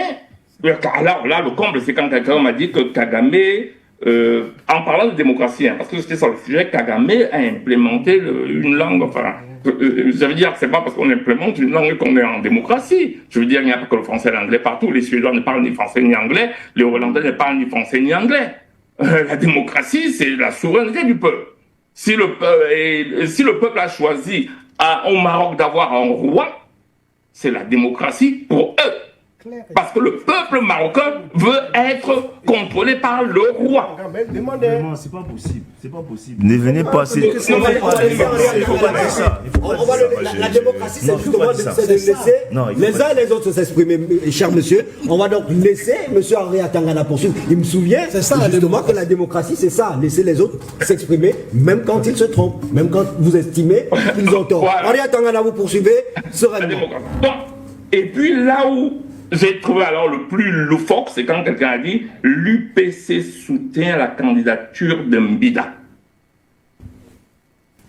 Redites ça s'il vous plaît. Ça veut dire que l'histoire du Cameroun que vous ne connaissez pas. Le 13 juin 1955, l'UPC est interdite par les autorités françaises. Le 13 juin 1955. À quel moment vous avez entendu que l'UPC a soutenu Mbida? Mais là, vous êtes en face de quelqu'un dont vous ne savez pas que la connaissance de l'histoire du Cameroun est de très loin plus dense que ce que vous avez imaginé. L'UPC ne pouvait donc pas soutenir la candidature de Mbida en 1957. Ceux qui ont soutenu Mbida, c'était une élection. Et Mbida a gagné l'élection avec, je crois, 21 députés. Et en revanche, ceux qui vont soutenir Ahidjo contre Mbida, ça va être les Assad. Ça va être les Paul Sopo-Prise au Kiabi avec quelques partis là, Douala. Ça va être les monsieur Ekwabi qui ont fait un coup d'État à Mbida. André-Marie Mbida. André-Marie Mbida. Ils ont posé ce qu'on appelle une motion de censure. Voilà ce qu'il s'est passé. Donc, quand vous venez avec des gros chevaux, rassurez-vous de ce que vous dites. Alors, il n'y a pas de... À ce moment-là, en 1957, l'UPC est déjà interdite et a pris le maquis. Je suis désolé. Et cet UPC-là va être combattu jusqu'à 1971. Parlons-en de parti unique. Le parti unique au Cameroun, 22 ans d'Ahidjo. Imposé par qui? C'est pas par les mêmes qui vous ont dit que maintenant ils veulent le multipartisme? Très bien. Et les partis uniques n'a pas eu qu'au Cameroun. Tous les pays qui sont sortis dans les indépendances, la majorité ont eu des partis uniques. Donc Ahidjo. Les élections présidentielles au Cameroun opposaient Ahidjo contre qui? Ahidjo contre Ahidjo. Pendant 22 ans. Et c'était des élections. Alors quand vous venez me parler de Mitterrand et de la Baule qui dit maintenant j'ai décidé le multipartisme. Ah tiens, c'est pas la même France qui soutenait Ahidjo pendant 22 ans. C'est pas la même France qui a exterminé les UPCistes. C'est pas la même France qui a fait fusiller André Wandier, l'un des derniers, entre autres. Ils étaient nombreux. C'est pas la même. Alors de quoi vous parlez? Celui qui vous a mis esclave, qui vous a colonisé, qui vous a imposé le parti unique, c'est celui qui vient vous demander maintenant, ah ouais, maintenant je suis devenu gentil, je vais vous imposer la démocratie. Voilà, maintenant, si vous n'êtes pas démocratique, je ne vous donne plus les aides. Les aides, parce qu'ils confisquaient vos biens à travers les accords coloniaux, dans ces comptes d'opération. Et c'est ce M. Mitterrand que vous expliquez que c'est lui qui nous a apporté la démocratie et le multipartisme. Alors là, mon ami, allez relire l'histoire, s'il vous plaît. Bon, enfin, revenez sur la question que vous m'avez posée, je vais répondre cette fois-ci. Parce que je voulais commencer par ce préalable. J'ai perdu la question que vous m'avez posée. Quand on a fini de faire ce déroulé-là, on parle beaucoup de rupture, de refondation, de quitter cet ordre-là. On va vers quoi, Henri Atangana? On quitte la démocratie occidentale pour embrasser quoi? Quel modèle? Et je n'ai pas dit la quitter, hein. Moi j'ai juste dit qu'elle ne s'applique pas. Maintenant, il nous appartient, comme M. Moubitan dit, nous utilisons nos cerveaux pour dire, voilà qui nous sommes. Voilà notre héritage. Qu'est-ce que nous mettons en œuvre? Et là, on s'assoit pour se dire qu'est-ce que nous mettons en œuvre qui va nous convenir. Parce que nous sommes en train de singer la démocratie. Et là, je suis d'accord avec lui. Et je ne suis pas le seul à être d'accord. Madame Dupurs disait la même chose là. Il faut refonder. C'est ça qu'elle appelle une refondation. C'est ça qu'elle appelle une refondation. Bon, maintenant, elle peut donner les détails de la refondation, mais c'est la même chose. C'est-à-dire qu'en fait, nous avons une réalité que nous ne maîtrisons pas.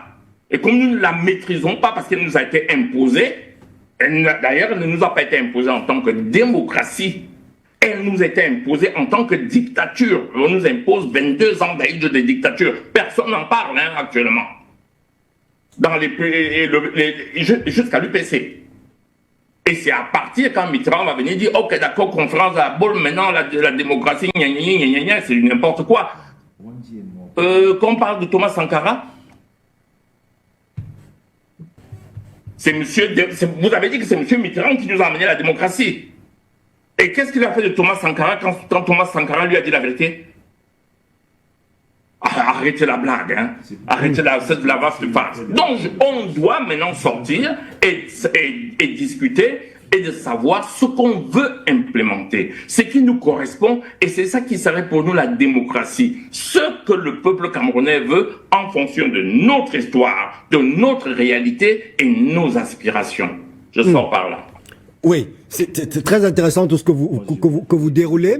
On est parti quasiment sur le dernier tour de table, Monsieur Joe. Vous restez tranquille. On est parti sur le dernier tour de table. Je vais commencer. Je ne peux pas accepter sur un plateau qu'on me dise que je ne peux pas accepter sur un plateau que quelqu'un me dise que l'UPC n'a pas soutenu Mbida en 1956. Je ne peux pas accepter ça sur un plateau. L'UPC était... Il a pourtant raison. Je ne peux pas accepter. Non, il faut regarder, attendez. L'UPC était interdit. Oui, c'est pas parce que l'UPC était interdit qu'elle ne travaillait pas. C'est pas parce que l'UPC était interdit qu'elle ne travaillait pas. D'accord. Parole donc à l'UPCiste pour porter ce propos. Je suis à l'aise de parler de l'histoire du Cameroun qui se confond avec l'histoire de l'UPC. Et j'ai commis 2 ouvrages sur le sujet, mais ce n'est pas ce qui m'amène ici. Je suis venu parler des 81 candidats à un siège. Et mon parti, l'UPC, est concerné par ce problème. Alors, je risque donc de partir d'ici sans avoir dit ce que je suis venu dire. L'occasion vous est donnée. Voilà. Et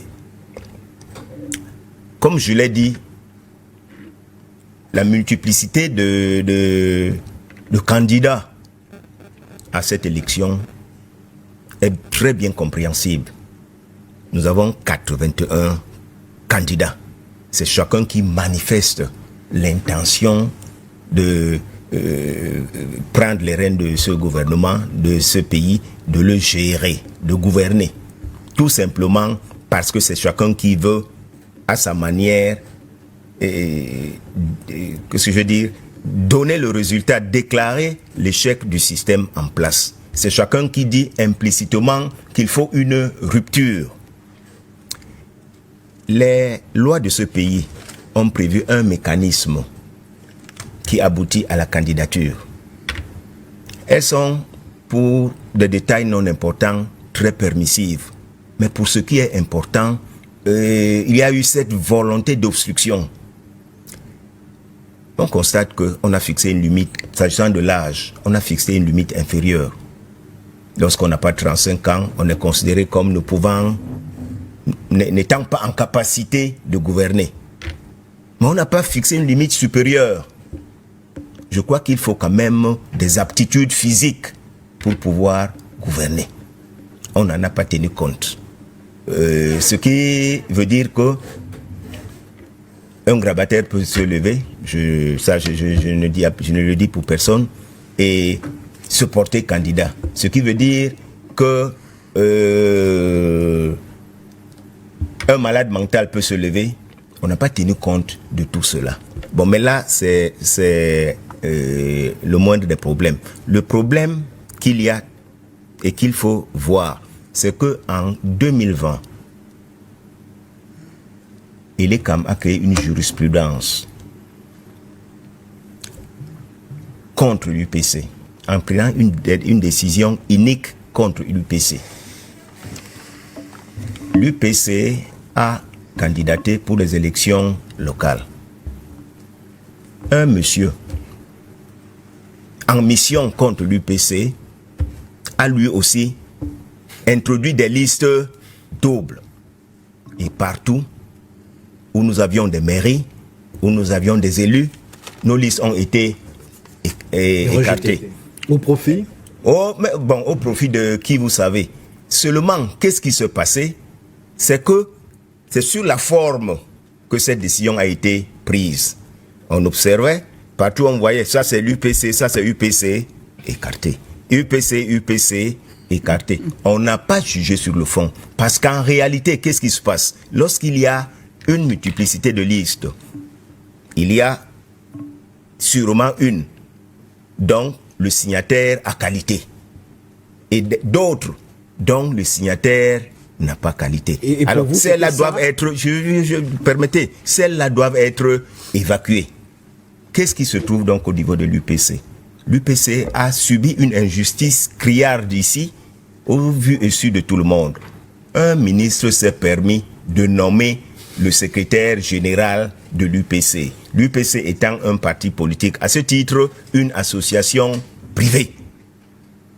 Les UPCistes ne se sont pas croisés les bras. Ils ont esté en justice. Le problème est allé jusqu'à la Cour suprême, qui est la plus haute juridiction ici. Des décisions de justice sont là. Tout le monde le sait. Mais qu'est-ce qu'on observe? L'UPC est interdit de fonctionner ici. Chaque fois que nous convoquons une réunion, il suffit que l'usurpateur appelle l'autorité administrative pour lui dire qu'il y a risque de trouble à l'ordre public. Immédiatement, si on avait reçu un récépissé de déclaration de réunion, il est rapidement révoqué. Et cela se poursuit. Bon, lorsque on installe le désordre, qu'on soit sûr que ce désordre nous reviendra sur la face. Aujourd'hui donc, lors de l'élection présidentielle, il se trouve que le parti au pouvoir, qui a laissé faire tout cela, parce que cela lui est profitable, tombe sur le coup. Le parti au pouvoir présente deux candidats, pour le moins. Mon souhait, et je l'ai dit ailleurs, c'est que ce dossier soit réglé en ne regardant que sa forme. Par tous les partis qui auront plus d'un candidat sur la forme, comme cela avait été le cas pour l'UPC. Mais si nous voulons faire avec célérité, si nous voulons faire comme il se doit, parce que ce n'est pas une jurisprudence qu'ils ont fait en 2020. Aujourd'hui, qu'on regarde dans le fond, il y a ceux qui devaient signer et qui l'ont fait, et il y a ceux qui ne devaient pas signer les dossiers de candidature et qui l'ont fait. On va écarter cela. On va écarter et on aura, après ce tamis, on aura les vrais candidats. Bon, je veux chuter en disant que pour ce qui est de l'UPC, les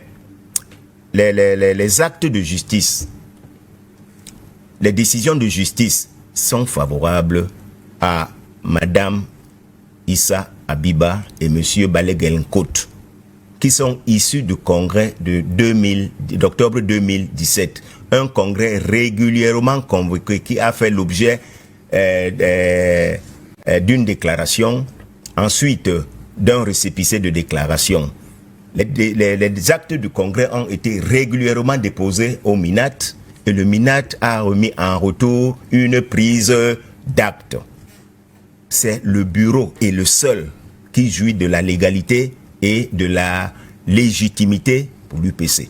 Bon, mais voilà donc, dans les médias, ici par exemple, dans les bureaux feutrés des ministères et autres, on voit des âmes en peine que l'on présente comme étant les dirigeants de l'UPC. D'où cela vient dans un État présumé être un État de droit. Attendons donc. Alors, un État de droit qui ne sait pas respecter les décisions de justice, comment doit-on le qualifier? C'est une question que vous posez, à laquelle évidemment il est loisible à chacun d'apporter une réponse. On va essayer d'aller vite puisque le temps nous tient à la gorge. Gabriel Ngomsi a aussi des choses à dire et je pense qu'il est de ceux justement pour le compte du Social Democratic Front qui pensent que la multiplicité de candidatures est la conséquence des manœuvres du régime en place, sauf si je me trompe et si j'ai mal interprété votre pensée.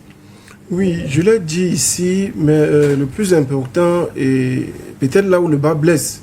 Parce que là où le bas blesse, ce n'est pas la multiplicité de candidatures, parce qu'on ne peut pas remettre en question, en tant que social-démocrate, je ne peux pas remettre en question le pluralisme politique. Mais là où le bas blesse, c'est plutôt les doubles candidatures, les bicéphalismes. Ou alors les multiples candidatures pour un même parti politique. C'est un peu ça qui est un peu gênant et encombrant. Mais je vais vous dire, le SDF a failli tomber dans le même piège. Mais nous avons un parti qui est plein d'expérience. Ces gens qui travaillent à créer les bicéphalismes ont tenté ça au congrès du SDF. Vraiment? Par expérience, nos leaders ont pu échapper à ça. Ça, je dois vous le dire. Le président Joshua aussi a pu, par sa sagesse, échapper à cette malice-là. Les gens ont travaillé, vous devez savoir, les gens ont travaillé pour détruire le SDF, qui est un parti qui s'est positionné comme voulant libérer le Cameroun du joug du système jacobin autoritaire. Donc les gens ont travaillé pour détruire ce parti. Et heureusement, il y avait un homme debout. Qui s'est mis droit à la personne de Joshua aussi, qui a, je vais le dire clairement, sauvé le SDF. Et c'est pourquoi nous avons donné au président aussi les règnes du SDF. Et au-delà de ça, nous avons confié aussi le programme politique du SDF pour qu'il puisse aller à l'élection présidentielle de 2025. Ce programme, c'est une autre mission pour sauver le Cameroun. Après qu'il ait sauvé le SDF, le président aussi a la charge de sauver également le Cameroun. Donc, le SDF va à cette élection, pas pour exister, pour sauver le Cameroun. Nous constatons simplement que beaucoup de partis sont tombés dans les pièges des pouvoirs publics.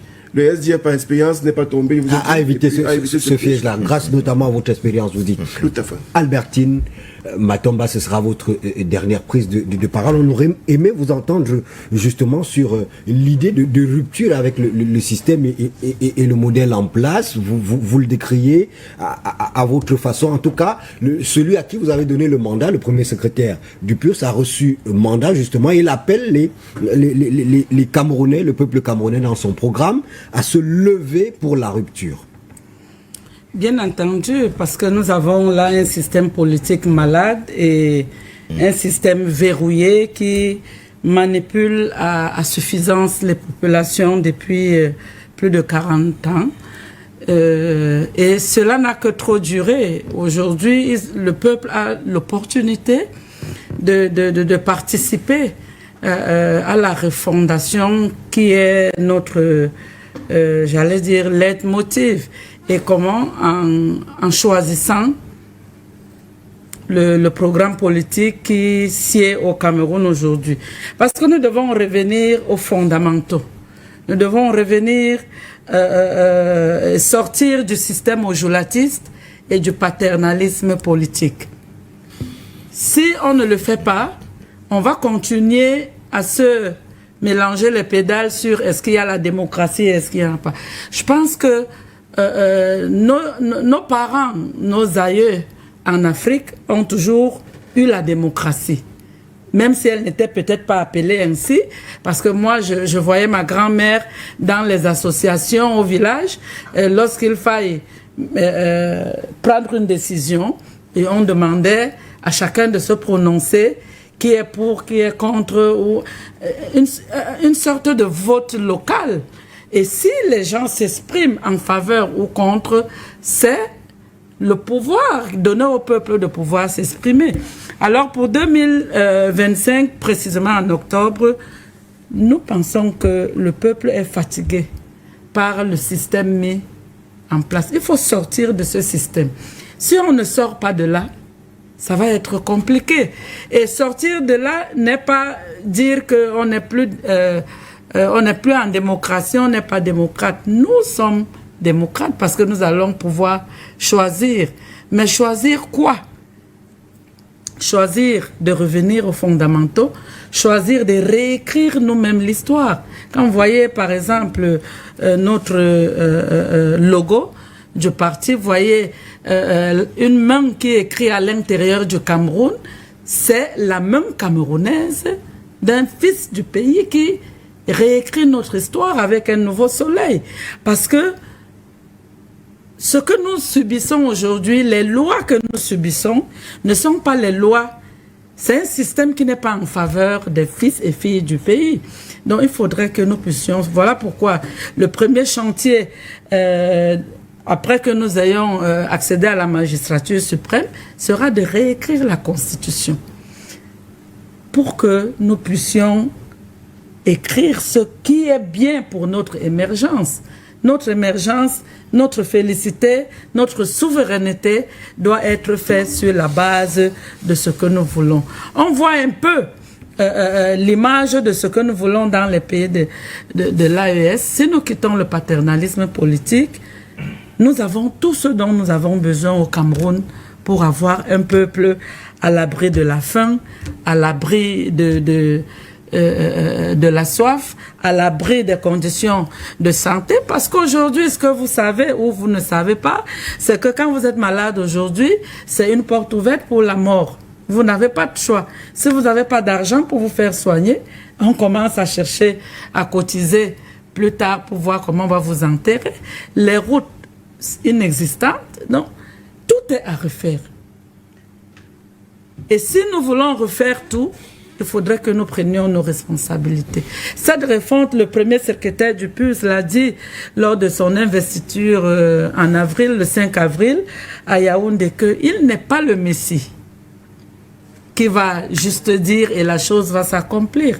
Mais levons-nous et faisons-le ensemble. Parce que les Camerounais devront choisir pour dire non à ce système qui les a servis, qui les a appauvris au quotidien. Donc, la refondation reste notre leitmotiv. En fait, c'est même pas la refondation, c'est le retour à nos fondamentaux, si je peux le dire. Parce que Monsieur Moubitan parlait bien tout à l'heure, nous avons nos pères fondateurs, mais qu'est-ce qu'ils voulaient en fait? Ils voulaient que nous puissions avoir une société. Pour moi qui apprends encore très bien l'histoire du Cameroun, j'aime à lire parfois les notes que je trouve sur ce que voulait Ruben Oumniobé, et c'est un monsieur qui voulait un Cameroun prospère et uni. Et uni. Et aujourd'hui, on voit que nos peuples sont de plus en plus séparés. Il existait bien avant des ethnies, avant l'arrivée du colon. Mais est-ce que c'est pour autant qu'on se détestait, c'est pour autant qu'on s'agressait les uns les autres? Dans notre projet politique, il n'y aurait plus de Camerounais anglophones ou de Camerounais francophones pour avoir un Camerounais. Un Camerounais qui est héritier de la culture du Cameroun dans sa globalité. Merci beaucoup. Monsieur Moubitan Yandaga, on est sur la fin. Qu'est-ce qu'on retient? On se projette vers quoi? Bien. Alors, je voudrais d'abord dire que quand on écoute tous les Camerounais, tout le monde se dit tel que les choses fonctionnent actuellement, c'est pas bien. Ok. Je peux dire que c'est une lapalissade aujourd'hui. On n'a même plus besoin d'en parler. Ça crève l'œil. Très bien. Alors maintenant, est-ce que c'est une élection, fût-elle présidentielle, qui va régler le problème? Je dis encore une fois non. Le Cameroun, ce n'est pas nos ancêtres qui l'ont créé. C'est les Occidentaux qui ont créé ça. Il y a beaucoup à faire.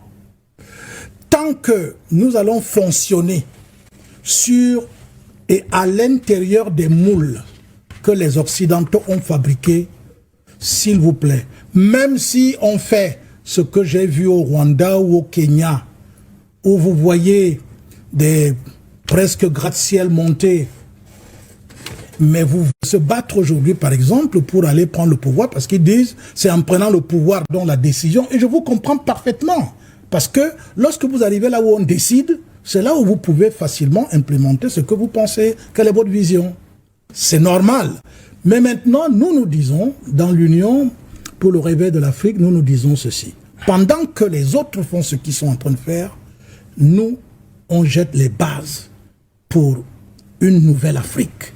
Parce que hier, le Cameroun, le Togo, le Bénin, le Gabon n'existaient pas. C'est les Occidentaux qui ont créé cela. Nous avons du travail. Je souhaite ardemment que nos ancêtres nous y accompagnent. Henri Atangana, on va terminer avec vous en 1 minute.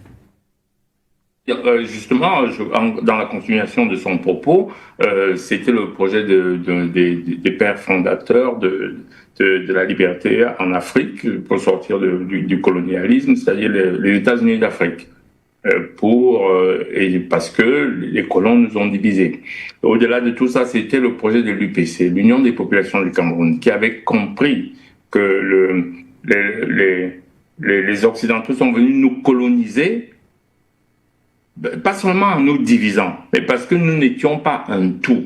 Je rappelle souvent que quand on bombarde Bonabéry, quand les Allemands bombardent Bonabéry, et je l'ai souvent dit, les Ewound qui sont à Yaoundé ne savent pas que leur tour vient. Jusqu'au moment où ils sont allés attaquer, parce qu'ils attaquaient les tribus par tribus. Et jusqu'au moment où on s'est battu depuis les colonisations, je ne vais pas refaire l'histoire, ce serait trop long, on y passerait toute la nuit. Mais enfin, jusqu'au moment où les tribus ont compris qu'elles devaient se mettre ensemble pour lutter contre l'envahisseur commun. Donc, il faut absolument qu'on se refonde dans une unité pour qu'on puisse en sortir. Il faut aussi savoir que la contrainte internationale n'est pas la même. Pendant les périodes allemandes, il n'y avait pas un pays qui avait l'arme atomique. Donc il faut tenir compte de ces contraintes-là. Il n'y avait pas encore des pays puissants comme les États-Unis. Il n'y avait pas la plus grande puissance économique aujourd'hui qui est la Chine, qui n'est d'ailleurs pas une démocratie, mais qui est le pays le plus puissant au monde actuellement du point de vue économique. Il n'y avait pas la Russie. Enfin, quand je dis que la Chine n'est pas une démocratie, je dis au point de vue des Occidentaux. Parce que vous savez que les Occidentaux sont les distributeurs de bons points de la démocratie. C'est-à-dire qu'il n'y a pas de démocratie chez eux, mais ils vous disent chez vous s'il y a la démocratie ou pas. C'est pour ça que je les appelle les distributeurs de bons points de la démocratie. Donc voilà, donc globalement, il faut essayer et là moi je suis très favorable à l'union des populations et à l'union de l'Afrique. Mais en ce qui est du multicéphalisme qu'on trouve en Afrique, vous vous souvenez à la dernière émission, je vous ai lu la loi numéro 90, numéro 56 du 19 décembre 1990. Et j'ai attiré votre attention que pour créer un parti politique, il y a les statuts, la liste des dirigeants et le siège. Liste des dirigeants. Quand un parti investit, il y a quelqu'un dans les statuts qui a le droit de signer son investiture. Ça ne peut pas être n'importe qui. Et ce nom-là, ces noms qui sont capables de signer ça, sont connus à l'administration territoriale. Quand on déposait, et d'ailleurs, vous vous souvenez, je vous ai d'ailleurs dit que il y a des dirigeants, ces dirigeants-là, eux ne peuvent pas démissionner quand ils veulent. Parce que s'ils démissionnent, voilà, c'était à la dernière émission qu'on a passée ensemble. Voyons, on y revient. Absolument. Et à ne pas confondre le président du parti politique, qui peut ne pas être de ses dirigeants. Vous voyez la nuance. Mais les statuts peuvent prévoir qu'un président de parti politique soit de la liste des dirigeants. Absolument. C'est pour ça qu'il y a ce papa-là, comme on dit en doigt, là, on ne comprend pas très bien qui fait quoi, plusieurs personnes qui se présentent, mais quand vous êtes présenté par un parti politique, il y a quelqu'un qui a la qualité à vous donner la lettre de constitution. Donc, quand il y en a deux, trois, on doit voir, le contentieux va aisément voir qui est un imposteur. Tout à fait, tout à fait. Mon mot de fin, parce qu'on n'a pas beaucoup de temps. Merci beaucoup, Henri Atangana, donc consultant permanent de cette émission. Il est analyste politique, il intervient depuis Bruxelles en Belgique où il est résident permanent. Gabriel Ngomsi du Social Democratic Front, c'était la première. On espère que c'est pas la dernière. Merci beaucoup à Albertine Matomba du Peuple Uni pour la rénovation sociale, le PURS, à Théophile Mbong de l'UPC, mais également à Clément Djou du Mouvement africain pour la nouvelle indépendance et la démocratie, le Manidem. Merci infiniment à Moubitan Yandaga Pierre-Paul qui nous vient de Ngoro dans les profondeurs du Mbam pour participer à cette émission. Il est aujourd'hui promoteur d'un parti politique qui se dénomme l'Union pour le réveil de l'Afrique. On espère également que ce sera pas la dernière sur Zoom sur le 237. Zoom sur le 237, c'est justement votre rendez-vous quotidien de lundi à vendredi sur votre chaîne de télévision. C'est un foisonnement de regards lucide sur le Cameroun. C'est un concentré d'analyse pertinente et sans concession sur notre pays. C'est surtout aussi un think tank, une sorte d'université du soir qui peut se constituer pour ceux qui le veulent, outil à la décision pour les dirigeants. Merci de nous avoir suivis. J'ai bénéficié du soutien de Elundu José pour préparer cette édition, de Baudelaire Nguéné, la cheville ouvrière demeure la même Fon Moira, quitus éditorial Sike Ndoumbe, directrice des médias pour For You Media Africa. Mon nom c'est Marga Bega, c'est mon sacerdoce et je le fais avec plaisir. Au revoir et à demain.